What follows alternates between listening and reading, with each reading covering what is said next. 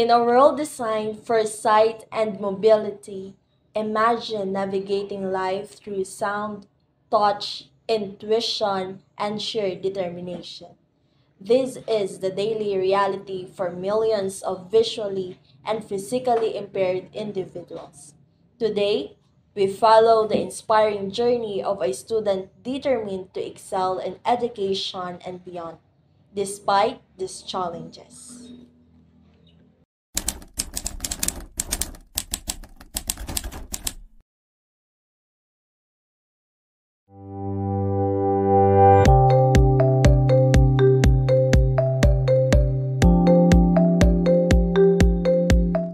Hello and welcome to our documentary exploring the journey of a physically and visually impaired student.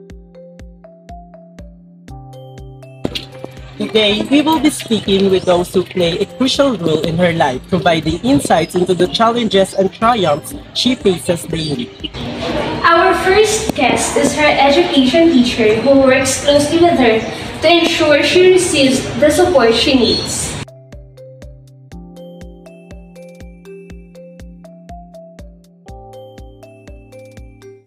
I've been working with students with disabilities for over 20 years, including those with autism, ADHD, learning disabilities, and physical impairments.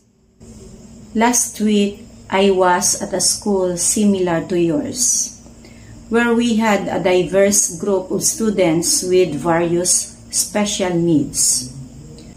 My role involved creating and implementing individualized education programs, or what we call IAP, tailoring lessons to different learning styles and using assistive technology to support our students.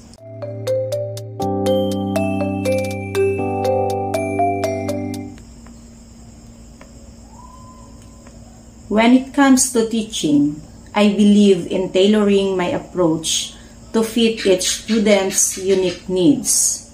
So, I use strategies with tiered assignments, which providing tasks at different difficulty levels depending on their intellectual abilities. Use of technology like audio books, interactive apps, and lastly, visual presentations, which I utilized visual schedules, graphic organizers, and color-coded materials.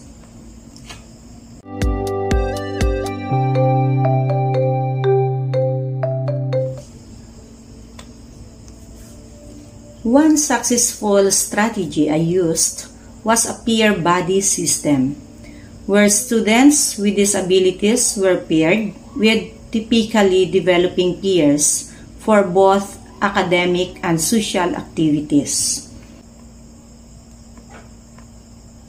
This not only created a supportive environment, but also improved their social skills and fostered empathy.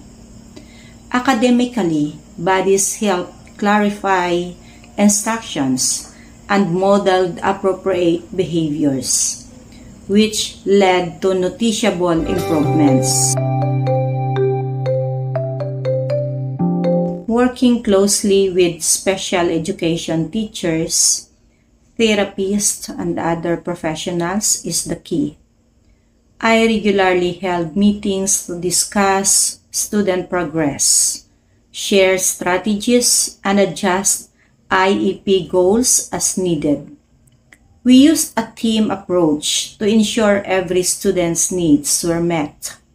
For example, I worked with speech therapists to integrate communication goals into classroom activities, making the learning experience seamless and comprehensive.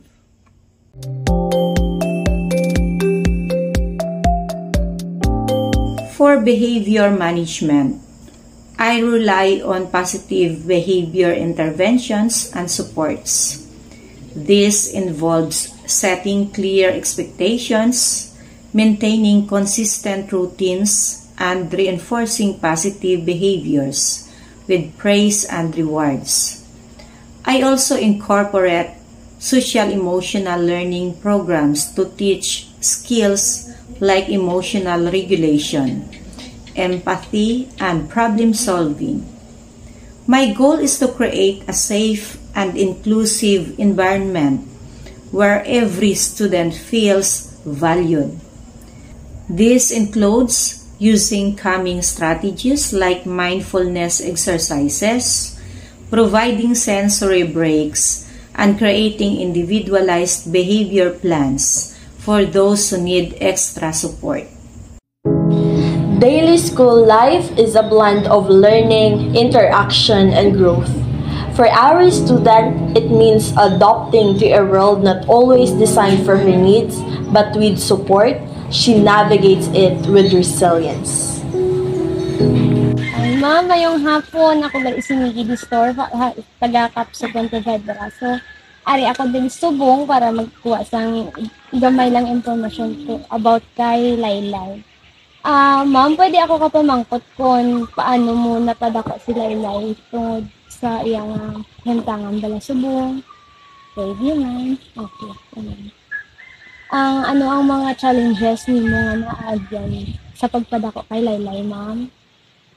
Sa iyang sitwasyon, may ara nga time na daw mabudlay magiging may mga time nga mabudlay yung tungod nga may ugali isa kung isa nga hindi normal.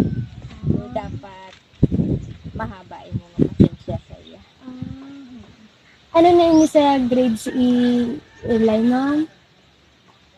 Wala, non-graded siya kay sa SPED lang sa nakita. SPED ako. Sa matanggap sa kon. Sa normal class. Good. Sa school ka start na ni sa subong sa SPED, ma'am? Oo. Ay, sa iya, sa sulod sa classroom, ano man iyang mga challenges dabi ang ilay nga naaagyan sa mga classmates or ano man? Isa iyang pag-eskwela, bali may schedule sila mo nga wala ka sang kasabay bala nga sa iya nga time kay siya mismo iisa lang sa ang amon nga diferensya nga hindi pala kakita. Damo sila tuod pero Siya lang iba-iba ang ilang schedule tungod na bali naka-schedule kada makakatagal. sa bawat diferensya sa mga bata bala sa SPED. Ay, oo, ma'am. Tapos, ma'am, paano ni mo ginapabatsyag sa kay Eli dabi ang imo nga pagpalangga po despite sa iya nga kahimtangan bala, ma'am? Siyempre daw ginatagaan mo gid sa special nga attention. Swerte ni Eli. Tapos, ma'am, ano imo ma-advise sa imo yung speed ka pa rin nga ginikanan bala, ma'am, nga may parehas nga bata kay Eli nga muna nga sitwasyon, ano yung mamahambal sa ila nga kay ang iban siguro na dudulaan sang paglaom bala, ma'am, nga ihandle ang ila bata kag do ano man nabudlayan or ano yung mamahambal sa ila, ma'am?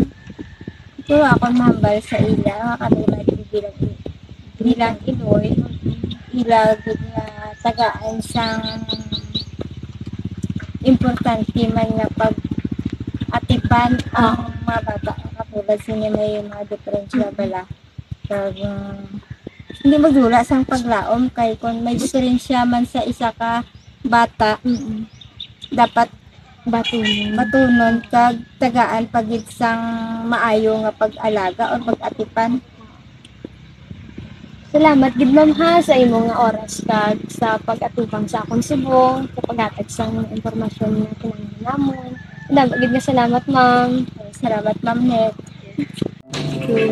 Through dedication and support of our educators and family, our physically and visually impaired students demonstrates that barriers can be broken. Her story is a testament to the strength of the human experience and the importance of an inclusive and supportive environment. Each day, she proves that visual and physical impairments are not limitations, but different ways of experiencing and contributing to the world.